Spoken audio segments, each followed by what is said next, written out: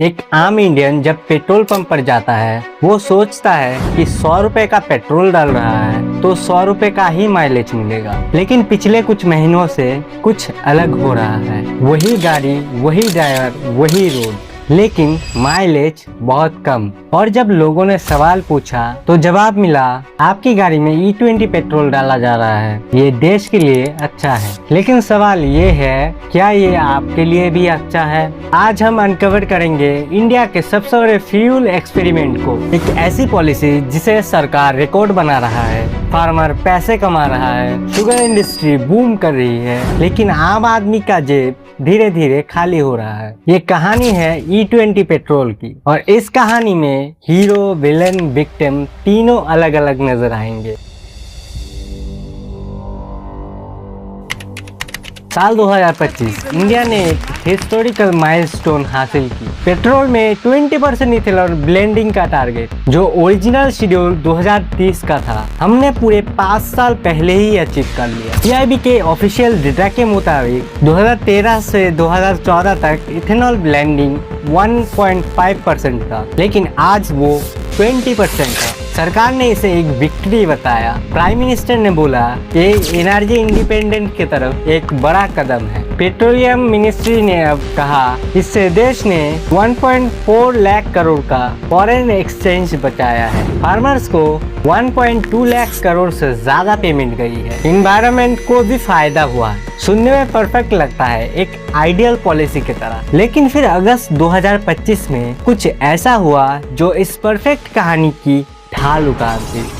मतलब society of Indian automobile manufacturer, जो Maruti, Hyundai, Tata, Mahindra जैसे कंपनीज का एपेक्स बॉडी है, उन्होंने ऑफिशियली माना कि E20 पेट्रोल से माइलेज 2 से 6% तक गिर रहा है। कुछ इंडिपेंडेंस रिपोर्ट और कंज्यूमर कंप्लेंट्स ने 6 से 10% तक ड्रॉप बताया है। और यही से एक नया सवाल खड़ा हुआ। अगर सरकार कहती है ये देश के लिए अच्छा है और इंडस्ट्रीज कहते हैं ये सेफ है, तो फिर कंज्यूमर की जेब पे असर क्यों दिख रही है? और सबसे बड़ा सवाल, क्या हमें चॉइस मिला? क्या हमसे पूछा गया? आज हम इन्हीं सवालों के जवाब ढूंढेंगे, और जवाब आपको शॉक कर देगा।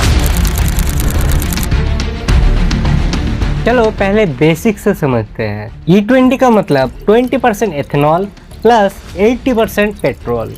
सिंपल। अब इथेनॉल क्या होता है? इथेनॉल एक बायोफ्यूल है, अल्कोहल का एक फॉर्म। वही अल्कोहल जो आप शराब में पीते हो, बस इंडस्ट्रियल ग्रेड में प्यूरिफाइड है। इथेनॉल बनता है शुगर कैन, मोलासेस जो शुगर बनाने के बाद बचता है, मेज, डैमेज फ्रूट ग्रेन्स और कुछ केसेस में राइस से। अब जब आप इथेनॉल को पेट्रोल में मिक्स करते हो तो अलग अलग रेशियो बनते हैं। E5 मतलब 5% इथेनॉल, E10 मतलब 10% इथेनॉल, E20 मतलब 20%। और ब्राजील में एक फ्यूल है जिसमें 100% इथेनॉल है, उसे हाइड्रियस इथेनॉल बोलते हैं, और उसके लिए स्पेशल फ्लेक्स फ्यूल गाड़ी चाहिए। इंडिया ने जर्नी शुरू की थी E5 से, फिर आया E10, और अब 2025 से E20 country wide roll out पर है। अप्रैल 2026 से पूरे इंडिया में पेट्रोल पंप पर जो फ्यूल मिलेगा उसमें 20% इथेनॉल डिफॉल्ट होगा। यहाँ एक इम्पोर्टेंट बात है, पिछले कई साल से आप E10 डाल रहे थे अपनी गाड़ी में, आपको शायद पता भी नहीं था। अब वही साइलेंट शिप E10 से लेकर E20 पर हो गया है, और यही से प्रॉब्लम शुरू होती है। लेकिन प्रॉब्लम समझने से पहले एक बड़ा सवाल है, इंडिया ने ये पूरा खेल शुरू क्यों किया? इसका जवाब एक शॉकिंग नंबर में छुपा हुआ है। इंडिया अपनी क्रूड ऑयल की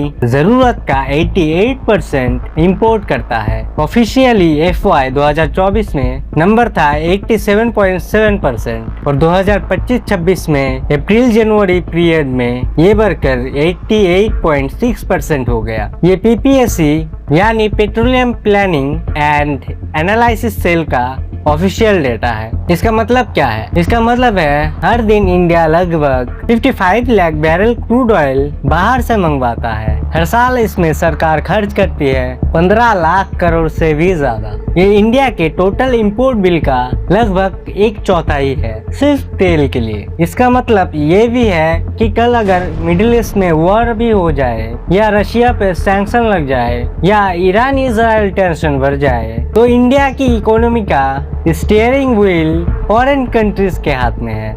मोदी सरकार ने 2014 के बाद डिसाइड किया इस डिपेंडेंसी को कम करना है। सॉल्यूशन क्या था? इलेक्ट्रिक व्हीकल्स, लेकिन इंफ्रास्ट्रक्चर बहुत स्लो है। हाइड्रोजन अभी तक कमर्शियल नहीं है। सीएनजी लिमिटेड केसेस यूज में है। और एक ऑप्शन था जो हमने पहले से ही एक्सप्लोर कर रखा था, इथेनॉल ब्लेंडिंग। इथेनॉल के सबसे खास बात यह है कि इसके 2-3 फायदे एक साथ मिलते हैं। एक, ऑयल इंपोर्ट करना कम होगा। 2, फार्मर को एक्स्ट्रा इनकम मिलेगा क्योंकि शुगर कैन और मेज की डिमांड बढ़ेगी। 3, शुगर इंडस्ट्री जो हर साल सरप्लस से परेशान रहते हैं उसका स्टॉक निकल जाएगा। 4, कार्बन इमिशन कम होगा। कागज पर ये एक विन विन सिचुएशन थी। नीति आयोग ने 2021 में roadmap for ethanol blending in India 2020-25 release किया। ओरिजिनल टारगेट था 2030 तक 20% इथेनॉल ब्लेंडिंग, लेकिन सरकार ने इसको पुश किया और 2025 में ये टारगेट अचीव कर लिया। और ये इंडिया के एक बड़ा पॉलिसी अचीवमेंट है, इसमें कोई शक नहीं। लेकिन हर अचीवमेंट की एक छुपी हुई कॉस्ट होती है और ये कीमत किसके जेब से जा रही है ये समझना जरूरी है। अब आते हैं साइंस के उस हिस्से पर जो कोई भी टीवी न्यूज चैनल वाले आपको नहीं बताएंगे। पेट्रोल और इथेनॉल एक जैसे फ्यूल नहीं है, दोनों ही जलते हैं, दोनों ही एनर्जी देते हैं, लेकिन दोनों की पर्सनैलिटी अलग अलग है। 1 लीटर पेट्रोल में एनर्जी होती है 34.2% मेगाजूलियर्स, लेकिन 1 लीटर इथेनॉल में एनर्जी होती है 21.1 मेगाजूलियर। मतलब इथेनॉल में एनर्जी डेंसिटी लगभग 66% है पेट्रोल के मुकाबले में। ये एक साइंटिफिक फैक्ट है। इसका सीधा मतलब ये है सेम डिस्टेंस चलाने के लिए इथेनॉल वाली फ्यूल की ज्यादा क्वांटिटी चाहिए होगी। जब आप 20% इथेनॉल डालते हो तो मैथमेटिकली आपकी फ्यूल की एनर्जी थोड़ी कम हो जाती है। लेकिन रुको, ये पूरा सच नहीं है। इथेनॉल का एक एडवांटेज भी है, इसकी ऑक्टेन रेटिंग बहुत ज्यादा है, लगभग 108 से 113 RON। पेट्रोल की नॉर्मल ऑक्टेन रेटिंग होती है 91 से 95 के बीच। हायर ऑक्टेन का मतलब है फ्यूल ज्यादा कंप्रेशन सह सकता है बिना कोई नॉकिंग के। इसीलिए मॉडर्न इंजन जो E20 के लिए ट्यून हुए हैं उसमें पावर और एक्सीलरेशन एक्चुअली बेहतर होती है। लेकिन यहाँ असली ट्विस्ट आता है। आपकी गाड़ी का ECU मतलब इंजन कंट्रोल यूनिट एक छोटा कंप्यूटर है जो डिसाइड करता है कितना फ्यूल इंजेक्टर से आएगा, कब स्पार्क होगा या एयर फ्यूल रेशियो क्या होगा।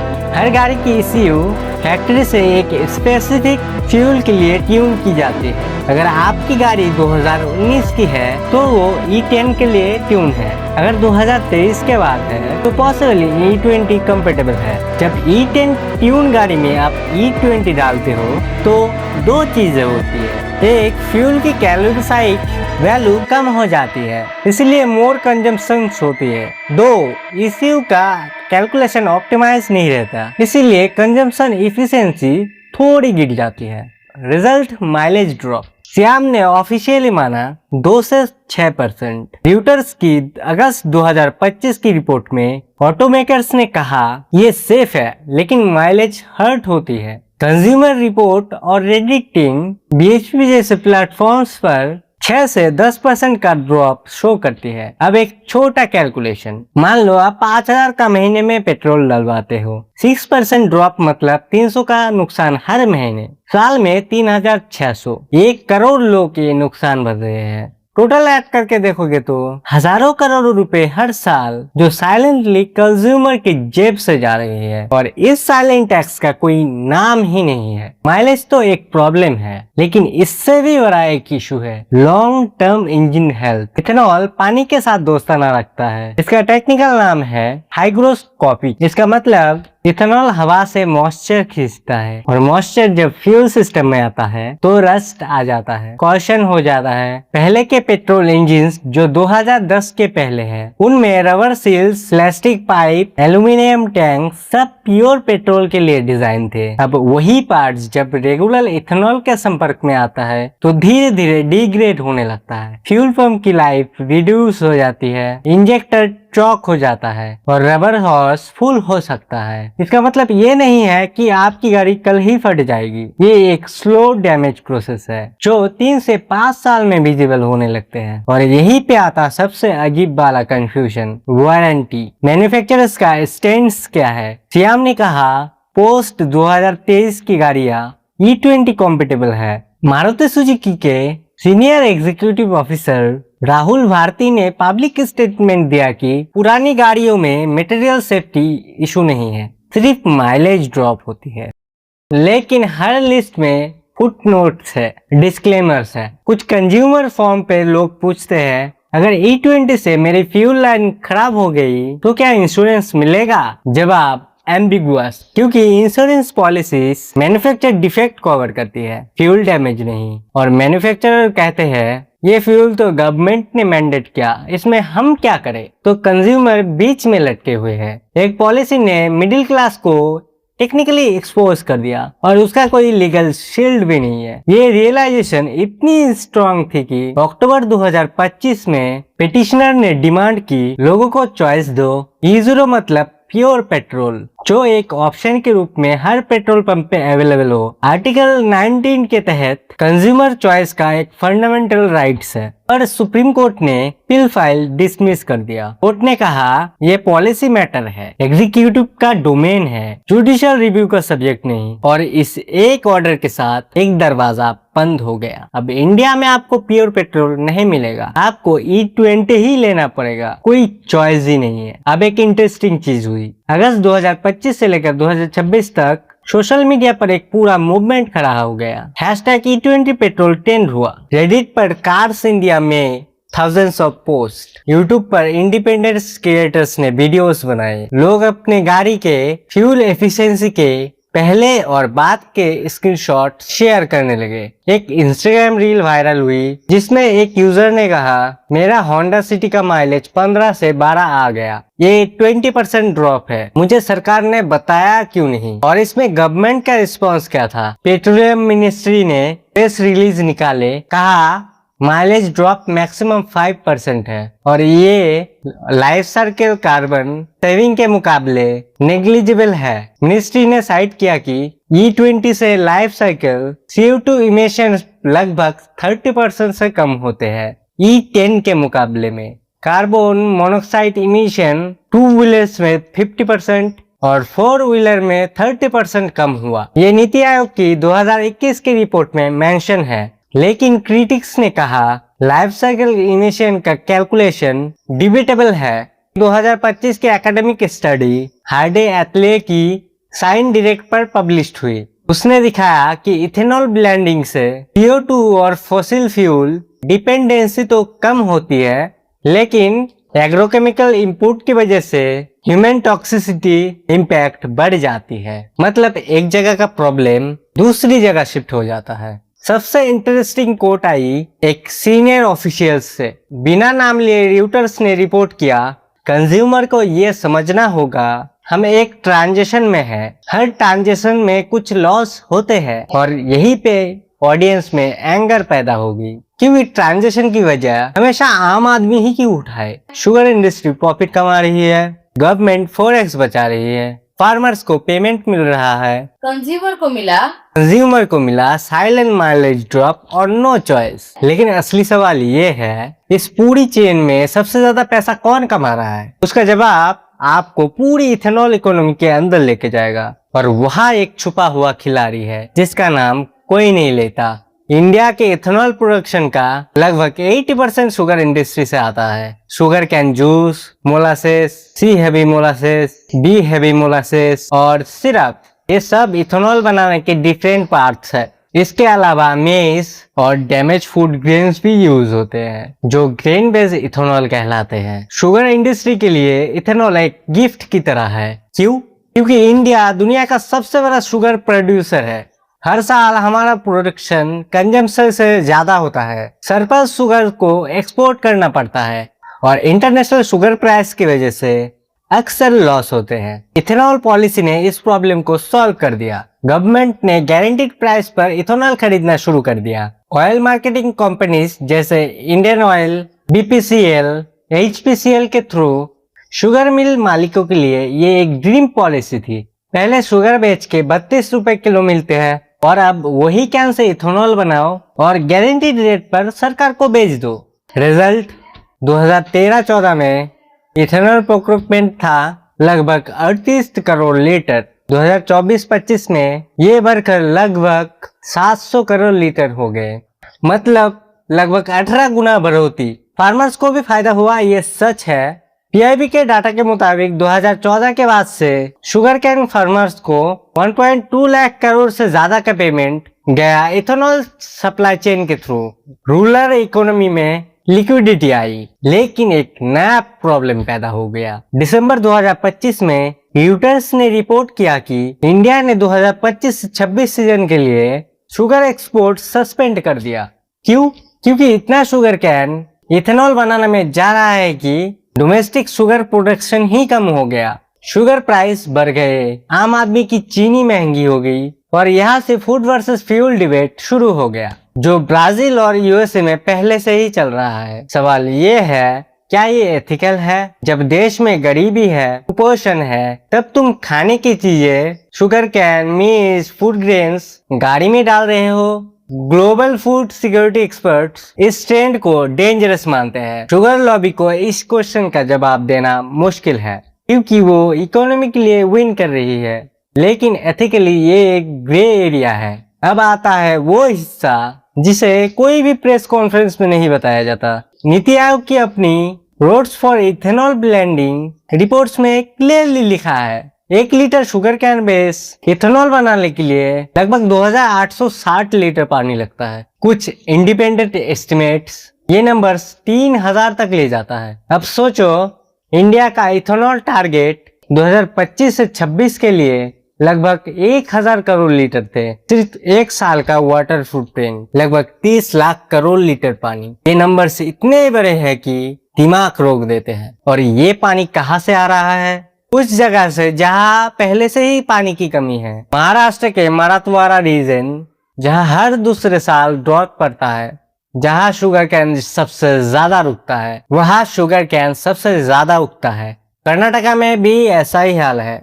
यूपी में ये ग्राउंड वाटर टेबल्स गिर रहे हैं। एक शॉकिंग डाटा पॉइंट, महाराष्ट्र की टोटल इरिगेशन वाटर लगभग 70% शुगर कैन कंज्यूम करता है, जबकि शुगर कैन स्टेट की कल्टीवेटेड लैंड का सिर्फ 4% घेरा हुआ है। मतलब एक छोटी सी क्रॉप बहुत ज्यादा पानी खा जाता है। तो जब हम कहते हैं E20 नेचर के लिए अच्छा है क्योंकि इमिशन कम होती है, तब हमें पूरी पिक्चर भी दिखनी चाहिए। टेल पाइप से CO2 कम निकलता है, ये सच है, लेकिन उस फ्यूल को बनाने में जो वाटर, लैंड, फर्टिलाइज और पेस्टिसाइड यूज होते हैं, उसका भी एक कार्बन और एनवायरमेंटल फुटप्रिंट है। इसको टेक्निकल लैंग्वेज में बोलते हैं life cycle assessment. Government site करती है कि favourable life cycle number. Independent researchers जैसे हार्डे और उनकी साथियों की 2025 की स्टडी दिखाती है कि नेट एनवायरमेंटल बेनिफिट्स है, लेकिन ट्रेड ऑफ भी है।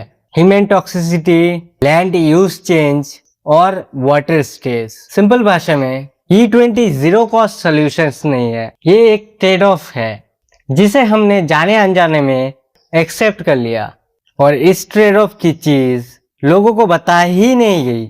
इसीलिए जब ऑडियंस को लगता है हमें धोखा हुआ, वो गलत नहीं है, क्योंकि फुल पिक्चर कभी प्रेजेंट नहीं हुई। अब देखते हैं दुनिया ने ये कैसे किया। ब्राजील, इथेनॉल का main capital.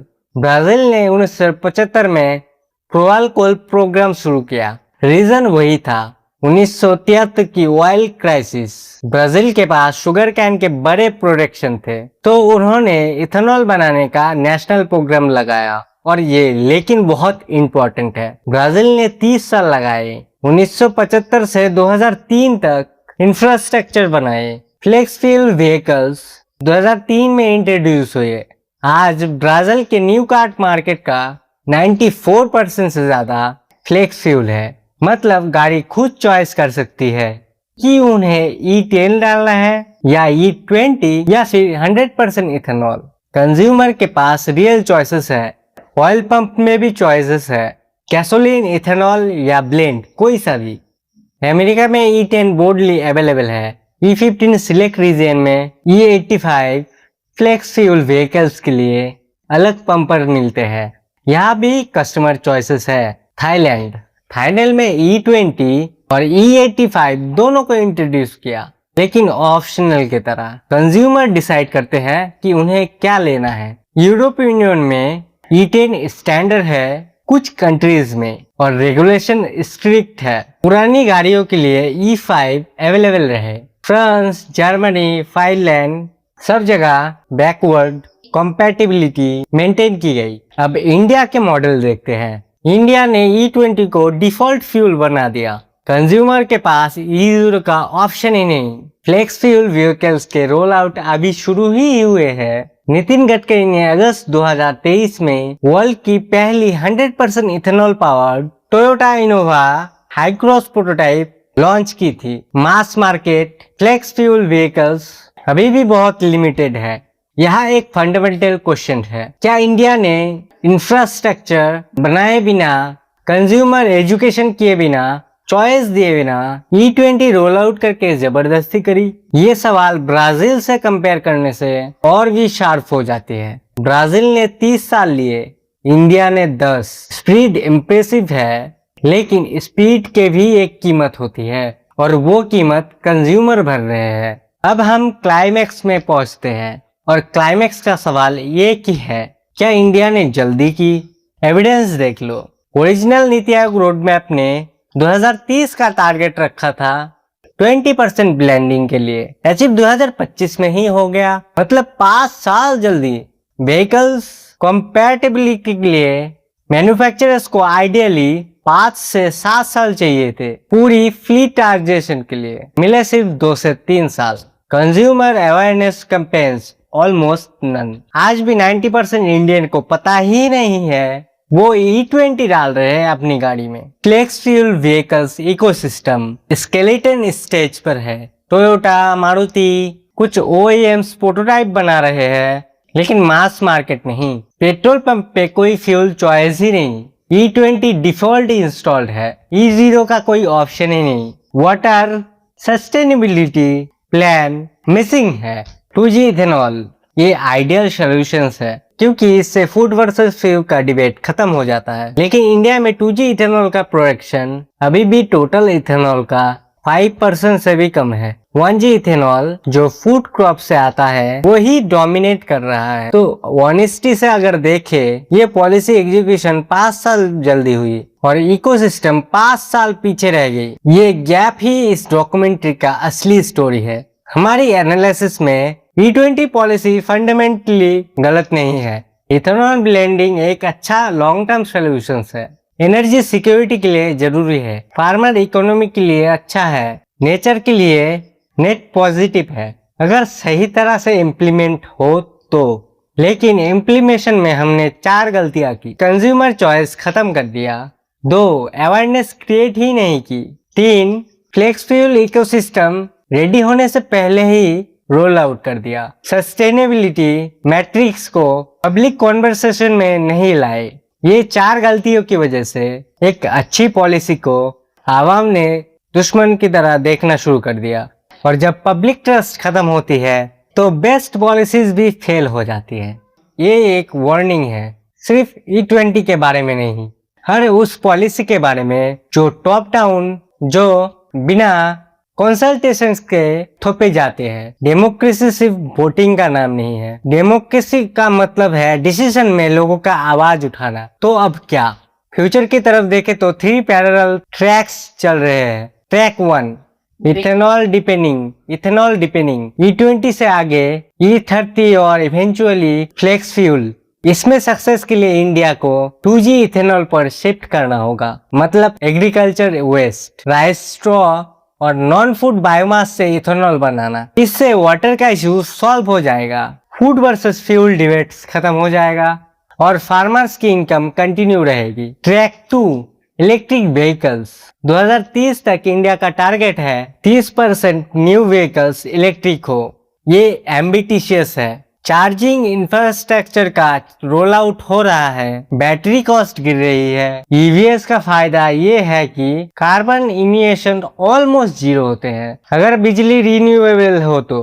Track 3, green hydrogen. National green hydrogen mission के तहत 2030 तक India 5 billion turns green hydrogen production का टारगेट रखता है। ट्रक, बसेस और इंडस्ट्रीज के लिए ये एक लॉन्ग टर्म सोल्यूशन है। तो इथेनॉल सिंगल आंसर नहीं है, ये एक ट्रांजिशन फ्यूल है जो हमें ऑयल से आजाद करने का पहला कदम है। लेकिन मंजिल इथेनॉल नहीं, एनर्जी इंडिपेंडेंस है और उस मंजिल तक पहुंचने के लिए हमें अलग अलग टूल्स चाहिए।